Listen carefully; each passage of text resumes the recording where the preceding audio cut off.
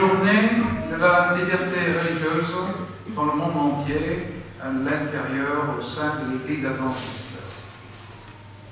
Je dois vous avouer que je suis fier d'appartenir à cette Église pour plusieurs raisons, mais aussi par le fait que l'Église adventiste a été pionnière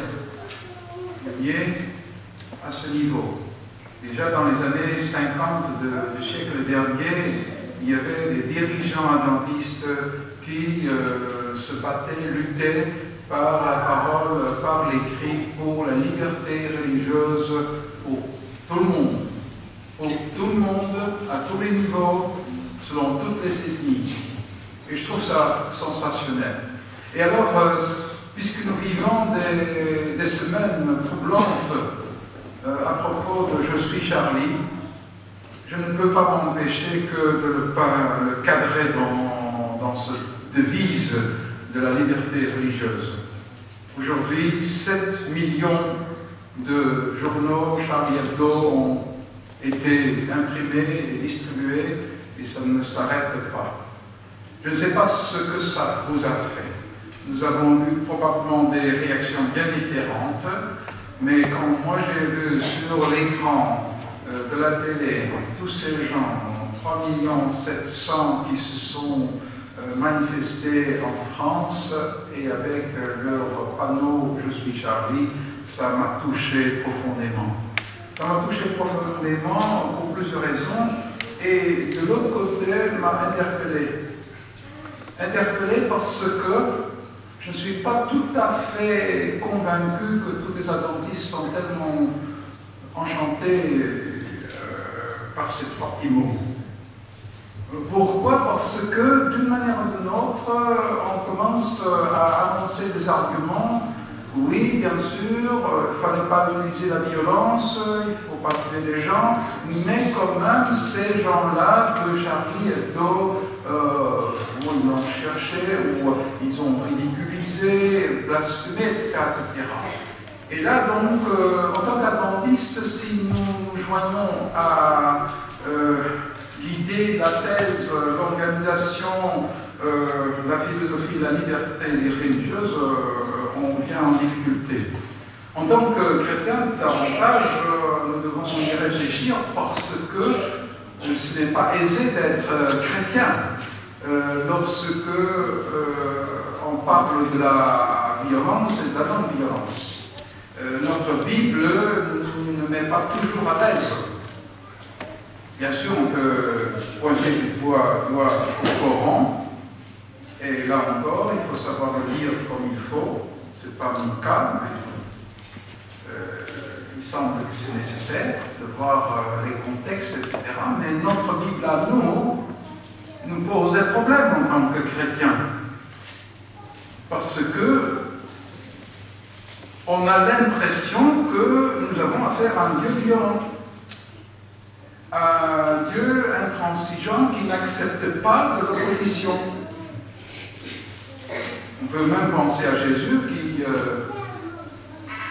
a agi d'une certaine manière, qui a parlé d'une certaine manière, et on va y revenir. Mais vraiment, on est fort embarrassé si on veut entrer en discussion et reprocher la violence des autres, alors que notre Bible présente une certaine violence. Comment s'y prendre? Où est-ce que nous devons chercher la racine de la violence?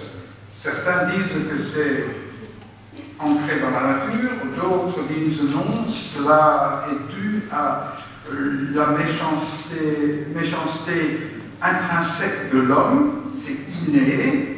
D'autres pensent que les racines de la violence se trouvent dans la religion, les religions, et quand on voit le monde des dieux dans l'Antiquité, on voit qu'ils utilisent de la violence, ils se battent entre eux, et bien sûr, notre Dieu de l'Ancien Testament donne l'impression d'être un Dieu violent. Et l'impression est là, c'est clair.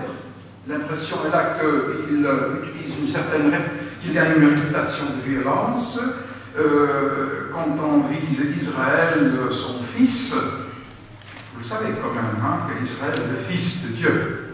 Vous lisez vos passages dans l'Ancien Testament, que son fils, lui, parfois, a des actions violentes commandées par Dieu. Donc, quand on reste là, on fait beaucoup de tort à Dieu, on fait beaucoup de tort à la Bible.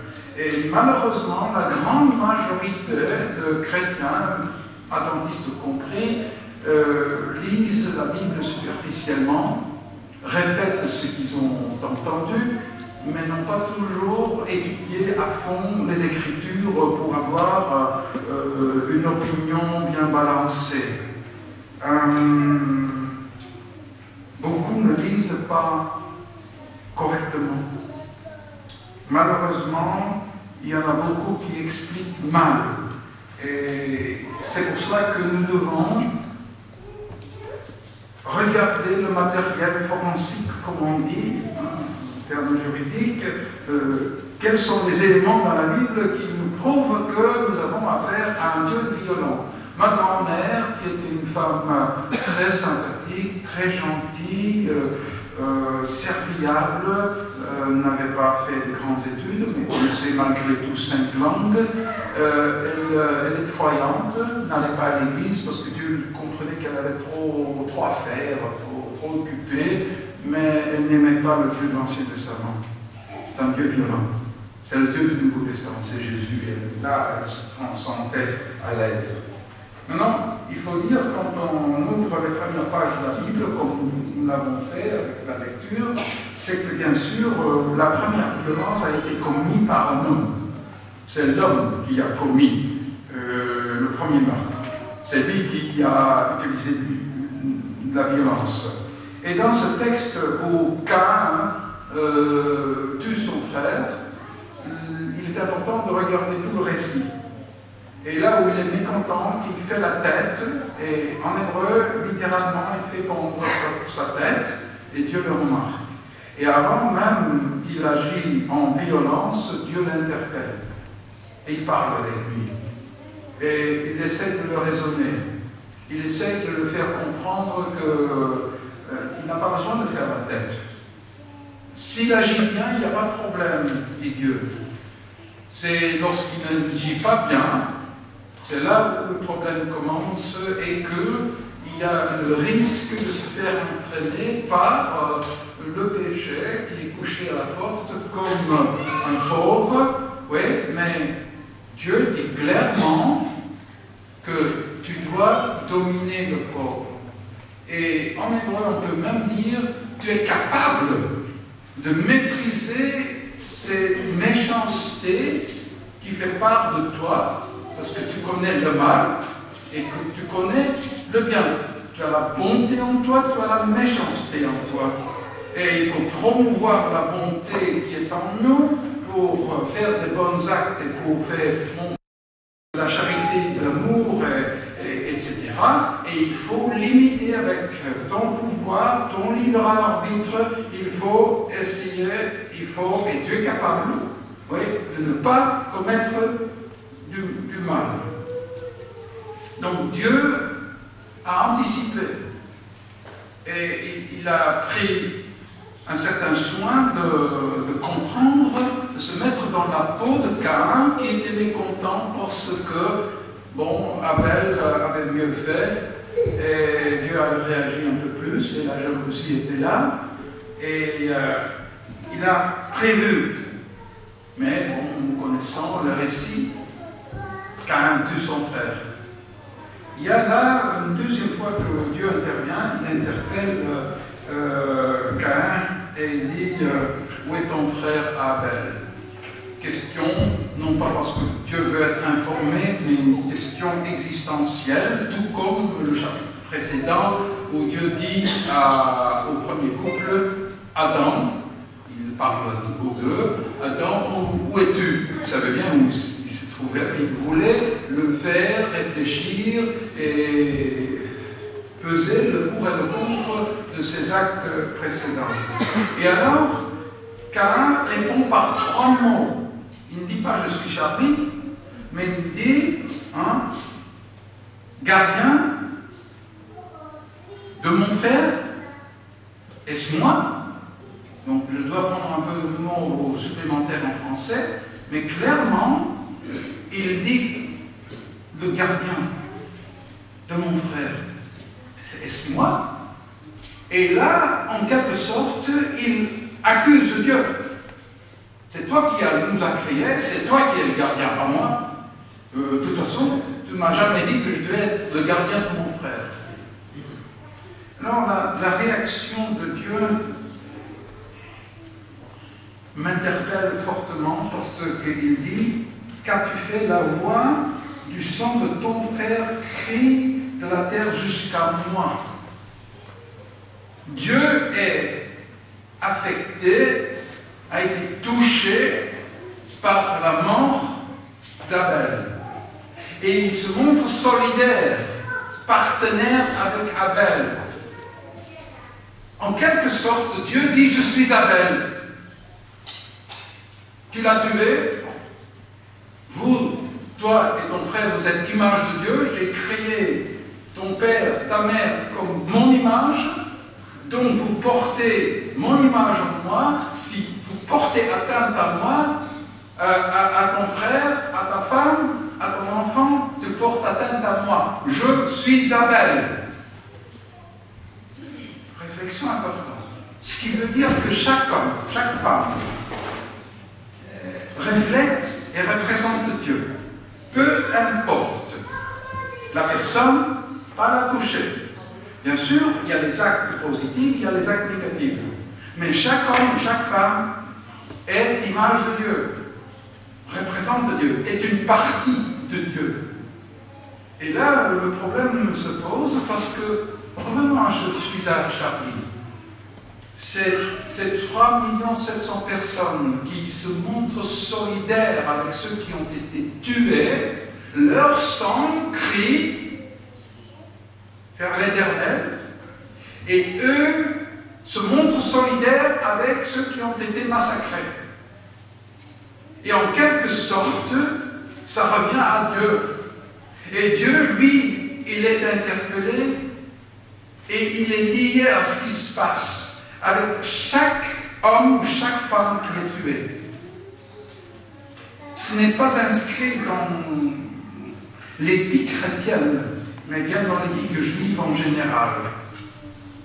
Peut-être vous le trouvez banal ou trivial, mais quand il y a des échanges entre Palestiniens et Israéliens, soldats, aviateurs, peu importe, il faut toujours regarder combien de mal et de peine les Israéliens se font pour sauver, même si ce n'est qu'un pilote, qu'un seul.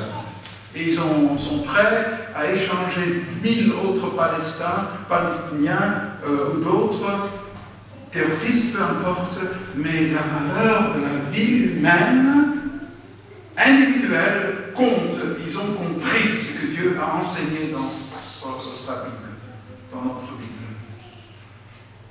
Donc, en quelque sorte, bien sûr, nous pouvons avoir la critique, mais si nous partons de l'idée de la liberté religieuse, est-ce qu'il faut y mettre des limites à cela?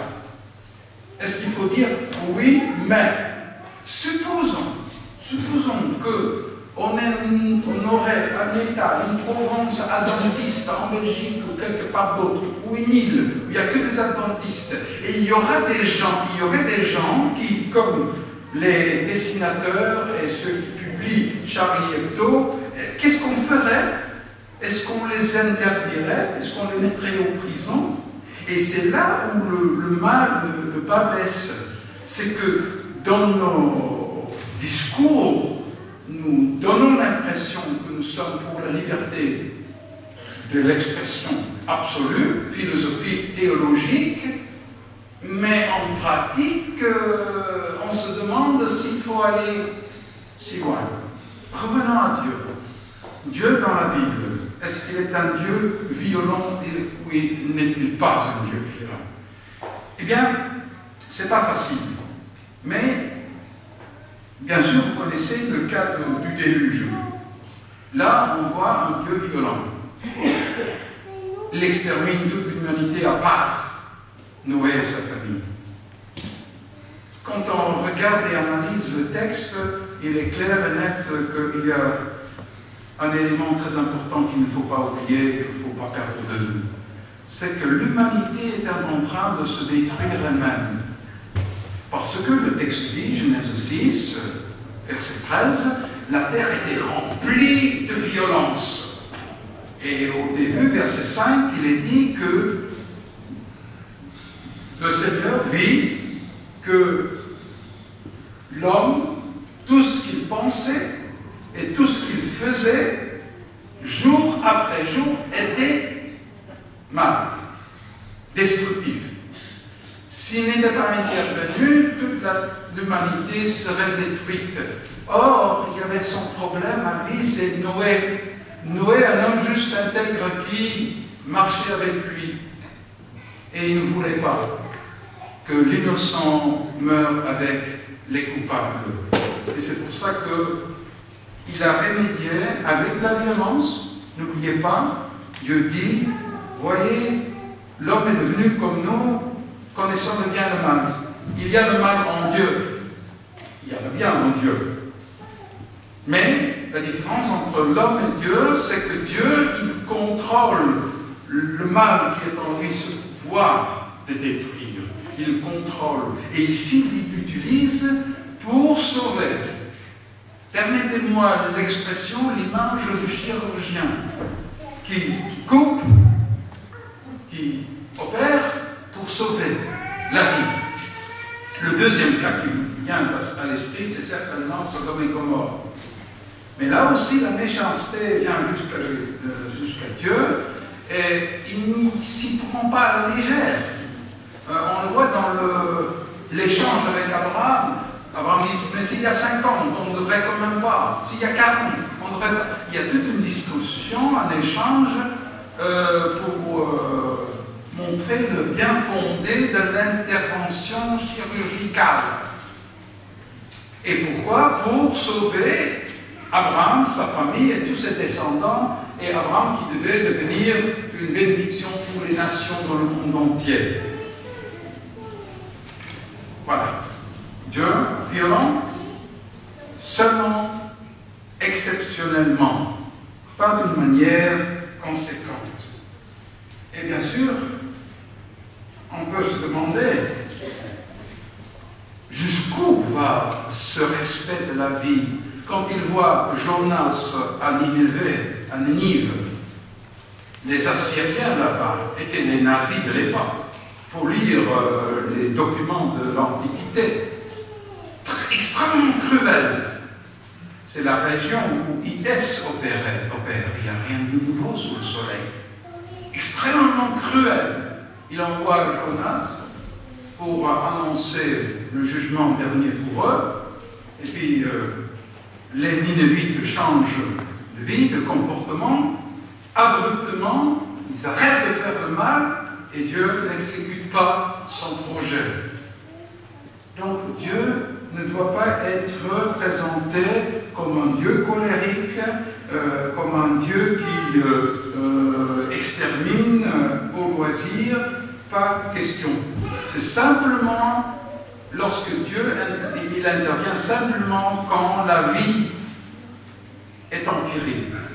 Là où il ne voit pas d'autres possibilités. Maintenant, Israël, donc, il a donné des ordres à Israël de mener des guerres. Là encore, c'est une question de connaître les textes. Et nous, adventistes, nous avons cette idée que nous connaissons nos textes. Je vous lance un défi. Qui parmi vous connaît les 613 commandements de Moïse? Ah non. Ah non, parce qu'on les met de côté, parce que c'est cérémoniel, c'est le temple, etc. Mais c'est faux. Il y a plein de prescriptions qui touchent à la vie de tous les jours. Et aux situations difficiles. Alors, quand vous lisez, vous connaissez ces textes, vous savez que Dieu n'est pas un Dieu violent et qu'il instruit avec, ce qu'on dit, la sagesse Israël, comment se comporter. Comment doit Israël se comporter? Lorsqu'il y a danger de guerre, il y a mobilisation, tout le monde, tous les hommes vaillants doivent venir. Il y a un discours qui dit: celui parmi vous, ceux parmi vous qui se sont mariés peuvent rentrer chez eux. Ceux qui ont construit une maison, rentrez chez vous. Ceux qui ont acheté une terre pour la labourer, rentrez chez vous. Une vigne, rentrez chez vous. Et tous ceux qui ont peur peuvent rentrer chez vous. Mais, parlez, hein. Quel général veut mener une armée pour défendre Israël? Quelle humanité qui se trouve là-dedans. Dieu qui est solidaire avec l'angoisse, la peur, avec ce désir de vouloir vivre, Je me rappelle encore quand j'étais tout jeune, quand notre secrétaire de jeunesse, Jean Surel, disait « Ah, mais le Seigneur va venir ». On avait 16 ans, 17 ans, 18 ans, et on écoutait « Oui, d'accord ». Le Seigneur va venir, oui, il faudrait qu'il vienne, etc. Mais j'espère quand même que je puisse d'abord me marier, que je puisse savoir ce que c'est, les couples, etc. etc. Israël, ici, a ces mêmes sentiments, ces Israélites, ils veulent vivre. Et Dieu est solidaire avec eux. Rentrez chez vous, pas besoin. Mais il y a plus. Lorsqu'ils sont obligés d'attaquer une ville, ils doivent offrir le shalom, la paix. Et ne tuer personne si les habitants de cette ville acceptent la condition, voilà, rendez-vous, hein, ouvrez vos portes, on ne tuera personne. S'ils ne veulent pas, alors dans ce cas-là, il y a bien sûr le combat, mais uniquement les hommes vaillants, les hommes peuvent être tués. Mais pas les femmes, pas les enfants. Et plus, les femmes ne peuvent pas être violées. Les femmes doivent être respectées. Et si un Israélite il ressent de la chimie, sont attirés vers une femme non juive, non israélite, eh bien, il doit laisser à cette femme un mois de deuil, et après, il peut lui faire la cour.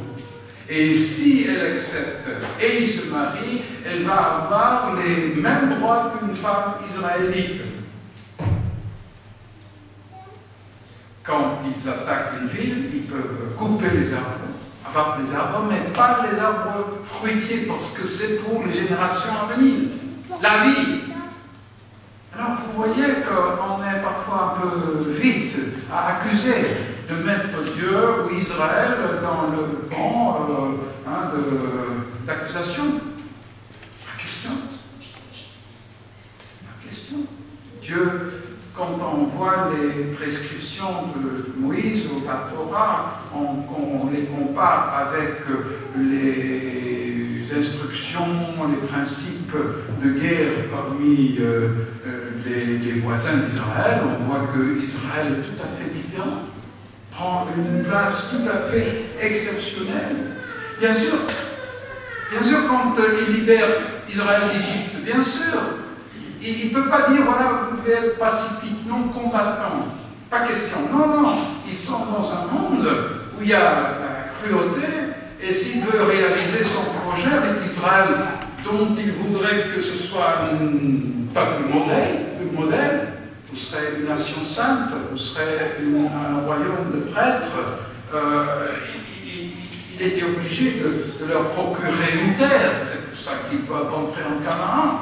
Et là, bien sûr, il y a le nécessaire à faire, Jéricho, les Amoréens. Et pourquoi? La raison est claire. Oh, ils auraient pu vivre pacifiquement, mais les Amoréens, ils avaient le mépris de la vie, ils avaient des sacrifices humains. Et là, Dieu dit non. Là, non. C'est pas question. Ce que l'on ne sait pas, c'est qu'au fond, ce Dieu guerrier de l'ancien Israël se limite à 3 guerres à peu près. Il y a les Amalécites, il y a les Amoréens, ouais, et puis il y a encore un autre cas, et c'est tout. Il n'y a pas des guerres successives que Dieu a données, abattez-les, massacrez-les, pas question, on ne connaît pas notre Bible. C'est exceptionnel, toujours dans un cadre où Dieu ne voit pas d'autres possibilités. Par contre, ce que l'on ne sait pas, c'est que le Dieu d'Israël, c'est un Dieu non violent. Et Israël va apprendre la non-violence. Non-violent, comment est-ce que je peux le dire? Ben, c'est tout simple. Regardez, si vous avez le temps, 2 Chroniques 20, où le roi Josaphat, il a la trouille parce qu'il y a 3 armées qui s'avancent vers Jérusalem. Et il sait fort bien calculer, il sait qu'il ne pourra pas se maintenir contre eux, et contre ses ennemis. Et alors, il reçoit un message à travers un Lévite, l'Esprit de Dieu le saisit, et le roi Josaphat, qui a publié un jeûne avec tout le monde, là, entend qu'il doit sortir de la ville et s'approcher de l'ennemi. Donc, aller en dehors de la sécurité de la ville. Et il le fait, une fois sorti de la ville, il parle, il s'adresse à son armée, il dit, écoutez, ayez confiance en Dieu, ayez confiance en ses prophètes. Et ils marchent. Ils arrivent sur le champ de bataille. Il n'y a pas besoin de verser une goutte d'eau d'un de ces soldats ou des autres parce qu'ils se sont entretués. Pendant 3 jours, ils ont pu ramasser le butin. Solution pour Israël non violente. Dans un autre cas, et on aurait pu tout lire tous ces textes, mais il y aurait trop. Dans un autre cas, une armée syrienne arrive et Dieu fait entendre un bruit énorme derrière la forêt, de sorte que les Syriens pensent qu'il y a une grande armée qui s'approche et ils s'enfuient. Solution violente. Et le cas le plus touchant, le plus impressionnant, vous le connaissez avec Élisée, le roi de Syrie, c'est le président Assad de l'époque, ouais. C'est la même Syrie. Il attaque Israël à plusieurs endroits et chaque fois quand il arrive, après les consultations avec son état-major, il dit ok, on va attaquer là, bon, l'armée d'Israël est là, elle est là. Donc il dit bon, il y a un espion, il y a un traître parmi nous, c'est pas possible. Alors on lui dit non, c'est Élisée, le prophète, l'homme de Dieu d'Israël. Ok, il envoie son armée vers Élisée. Le serviteur Géasi sort, il voit cette armée, il dit oh, mon père, qu'est-ce qu'on va faire? Et Élisée dit pas de problème. Et il aveugle toute l'armée. Et il dirige cette armée des Syriens sur 20 km de Dothan à Samarie. Et là, il les fait entrer dans la ville où le roi d'Israël, tout surpris avec tous ses soldats sur les remparts, il dit mon père, est-ce que je dois les tuer? Et Élisée, qu'est-ce qu'il dit? Non, donnez-les à manger et à boire. Organise un festin. Ça, c'est la méthode de Mahatma Gandhi, c'est la méthode de Martin Luther King, c'est la méthode de Helder Camara, Lanzo D'Agosto. Au fond, c'est la méthode de Jésus. Parce que Jésus, que tu dis, remet l'épée. Ceux qui prennent l'épée vont périr par l'épée. La non-violence. Père, pardonne-les. Ça passe tout. Alors, là, un exemple clair et net où Dieu, l'Ancien Testament, c'est un Dieu non violent. Et vous savez ce que Ésaïe a présenté comme vision. Il a une vision. Martin Luther King had a dream. Mahatma Gandhi a dit, parce que Martin Luther King a emprunté de Gandhi, j'ai une vision. Ésaïe a une vision où les peuples se dirigent vers Sion, la montagne sainte, et où ils transforment leurs armes en outils de fermiers, de paysans pour labourer la terre, et veulent se faire instruire dans la Torah de Dieu. Dieu a la paix en vue, le shalom. Et le shalom, c'est beaucoup plus, c'est le bonheur, c'est le bien-être. C'est l'harmonisation de toutes les opinions ensemble, de respect. Bien sûr, on peut se dire, et Auschwitz, la Shoah. Pourquoi est-ce que Dieu n'est pas intervenu auprès des Caïns pour qu'ils ne tuent pas Abel? Pourquoi Dieu n'est pas intervenu à beaucoup d'autres reprises? Tout simplement parce que l'homme, il a créé l'homme à son image. Ça veut dire la pleine liberté, la liberté absolue. Et Dieu, il a tellement pris le risque, parce qu'il aurait pu intervenir à chaque moment, et il n'a pas voulu le faire. Parce qu'il respecte la liberté de chaque homme, chaque femme. Il respecte la liberté. Il n'intervient pas, il a son projet à lui. Ça arrivera à son terme au moment voulu, au moment que personne ne sait, même le Fils ne le sait pas, il n'y a que le Père qui le sait. Il interviendra. Mais entre-temps, il laisse l'homme libre. Il laisse l'homme libre, même si l'homme l'accuse, même si l'homme le blasphème, même si l'homme ne le respecte pas, il laisse la liberté absolue. Et la liberté religieuse est bien ça. Certains parmi nous connaissent le docteur Beach, qui pendant peut-être 40 ou 50 années a mené le département de la liberté religieuse à Washington, à la conférence générale. Il a dit, parce que lui, il a vraiment compris ce que ça veut dire, ce n'est pas difficile pour s'investir pour les droits des personnes avec lesquelles on est plus ou moins d'accord, ou qu'on trouve sympathique. Pas difficile du tout. Mais lorsque vous êtes vraiment partisan de la liberté religieuse, il faudrait aussi défendre des personnes qui défendent un point de vue que vous n'aimez pas, et des personnes que vous ne trouvez aucunement sympathiques. Vous ne devez pas trouver sympathiques les dessinateurs, les cartoonistes de Charlie Hebdo. Ils ont la liberté. Est-ce qu'on va les mettre en prison s'ils se trouvent dans notre rayon de pouvoir? Est-ce qu'on va appliquer la censure?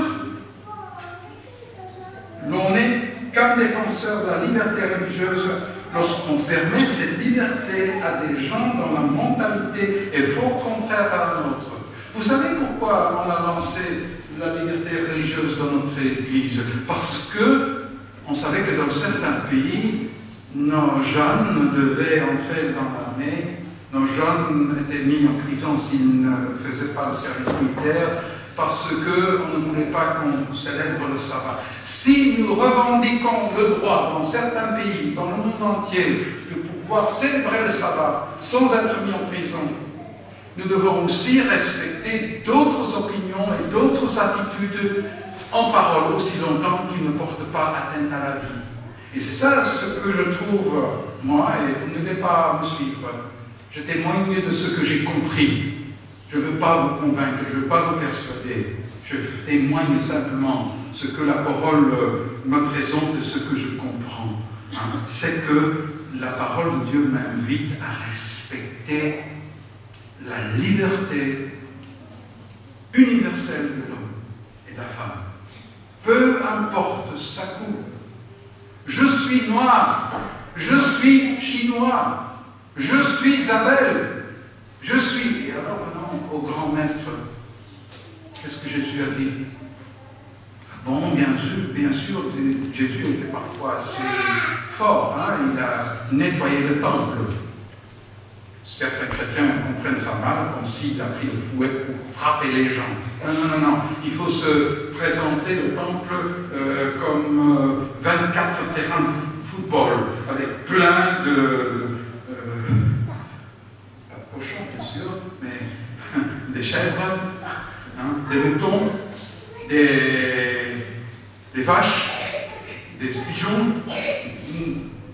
Quel bruit, quelle pudeur, enfin, etc., etc. Et il a dû utiliser un fouet pour évacuer le temple.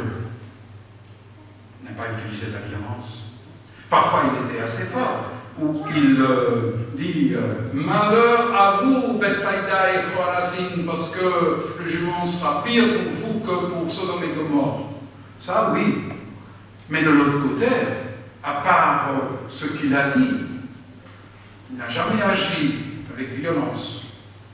Il n'a jamais utilisé la propagande pour faire taire les Sadduciens ou les Zélotes. Il a a laissé même les Romains.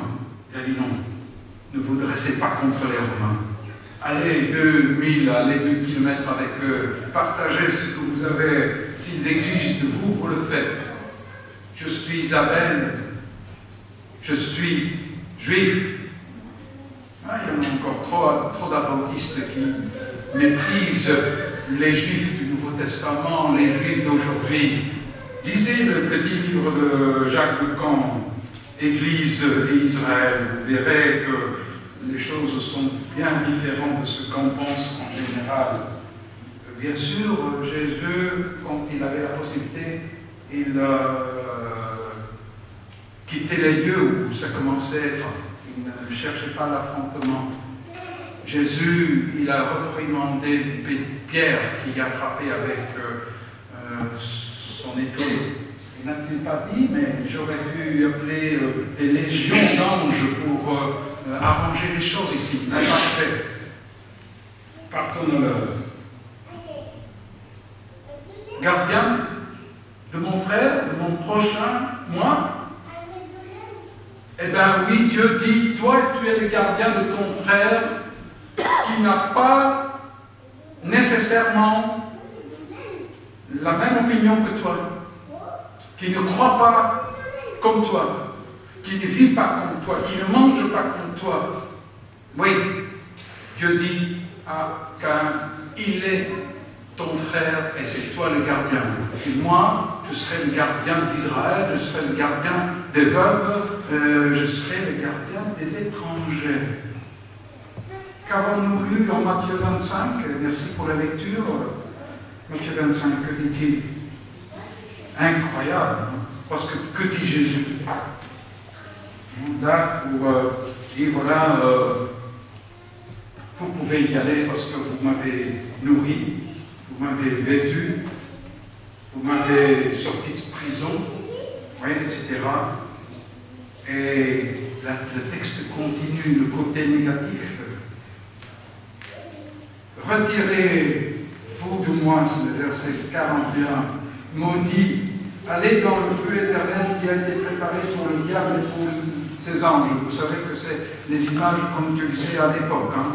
Pas penser qu'il y a un enfer où on brûle, etc. Hein. Car j'ai eu faim et vous ne m'avez pas donné à manger. J'ai eu soif et vous m'avez pas donné à boire. J'étais étranger, oui, et vous ne m'avez pas recueilli. J'étais nu et vous ne m'avez pas vêtu. J'étais malade et en prison. Ils répondirent aussi, Seigneur, quand nous t'avons-nous vu, ayant faim, ou ayant soif, ou étranger, ou nu, ou malade, ou en prison, et ne t'avons-nous pas assisté? Et il leur répondit, je vous le dis en vérité, Amen, Amen, dit-il. Toutes les fois que vous n'avez pas fait ces choses à l'un de ces plus petits, c'est à moi. Moi, je suis le plus petit. Moi, je suis celui qui est nu. Moi, je suis qui est faim. Moi, je suis l'étranger. Moi, je suis le dessinateur de Charlie Hebdo. Moi, je suis tous ceux à qui on porte atteinte. C'est moi, dit Jésus. Comme Dieu dit, je suis Abel. Bien sûr, ça nous demande quelque chose, mais dans le cadre de la journée de la liberté religieuse. Une chose principale, on n'a jamais oublié. Peu importe ce qu'on peut penser, on peut approuver ou ne pas approuver ce que les autres disent, écrivent, dessinent, etc., etc. Mais on n'a pas le droit. On n'a pas le droit de leur interdire d'utiliser leur liberté, parce qu'on aimerait, nous aussi, être libres dans nos choix, dans nos paroles, dans ce que nous écrivons. Et c'est peut-être que, puisque nous vivons dans cette Belgique, où il y a liberté d'expression, liberté d'impression, etc., qu'on ne ressent pas ce qui se passe dans les pays où des adventistes l'ont difficile. Notre beau-fils est égyptien, fils de pasteur adventiste. Il faut parler une fois avec lui ce que c'est de vivre dans un pays qui n'est pas chrétien. Ou en Chine, ça a changé maintenant, mais il y a une époque, à l'Union soviétique, à l'époque, et on revendiquait la liberté de pouvoir se réunir, de croire, de penser, etc., etc. Si nous, adventistes, nous aimons tant cela, eh bien, ne l'interdisons pas à d'autres. Ça peut faire mal, ça peut pas nous plaire, c'est possible, mais je suis Abel, je suis l'étranger. Dieu dit, je suis Abel.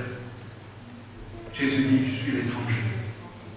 À vous de dire ce que vous dites avec moi, et j'espère que vous l'avez compris maintenant. Ne me faites pas dire ce que je n'ai pas dit. Si Dieu dit, je suis Abel, Jésus dit, je suis l'étranger, je pense que je peux dire, me montrer solidaire, oui, avec ceux qui veulent exprimer leurs idées. Oui, parce que c'est une liberté que Dieu nous a accordée. Je suis charmé. Amen.